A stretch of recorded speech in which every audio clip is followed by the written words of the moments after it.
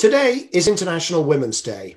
I'm proud that in the first two series of Cleaning Up, I've hosted some of the women who've played incredible leadership roles in the world's pivot to net zero. From all of us, I'd like to thank you for what you do. So there is a sort of climate sisterhood that has built up over the years. When it became clear that there was a shot to do something that was out of the ordinary, to start a firm or a fund in this new impact space, and as with a woman leader. When I came into the role, I knew that diversity and inclusion was going to need to be a top priority if it wasn't already. You can't give somebody who's got a pile of problems another problem to deal with. You need to give them a solution. You need to tell them why transition to zero carbon transport or electricity infrastructure is going to help them with their commute to school or their journey to work or whatever else. I just feel like at Zipcar, we did so many beautiful, beautiful things. And it was because I was doing things in what we think of as more feminine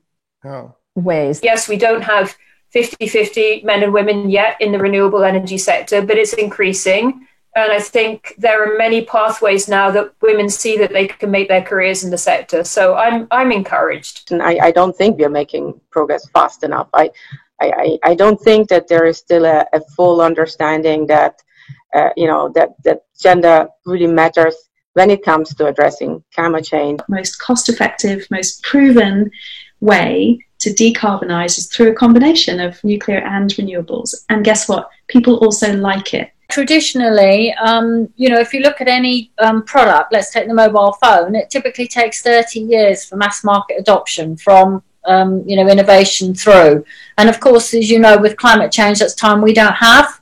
Right. We need to do this in 10 years. What I'm trying to work on is how do we maximize political leverage of that baseline of concern, so that baseline of concern translates into good policies and good regulations that allows all the technologies we've talked about to flourish. Whilst I spent my early few years in finance, in corporate finance and mergers and acquisition with no real emphasis on environmental issues, very quickly I saw that needed to shift, and that's what took me into the world of green investment. Climate and energy is very male dominated, and now I'm in a position where I'm running an organization, and I see it's really, really, really important to make space for young voices and women's voices.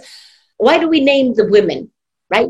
Because it happens to be unusual that there are women in any space at any, let's say, influential level. That should not be the case. We should have 50% women, 50% men, making it completely impossible, or at least unnecessary, to put names on the list.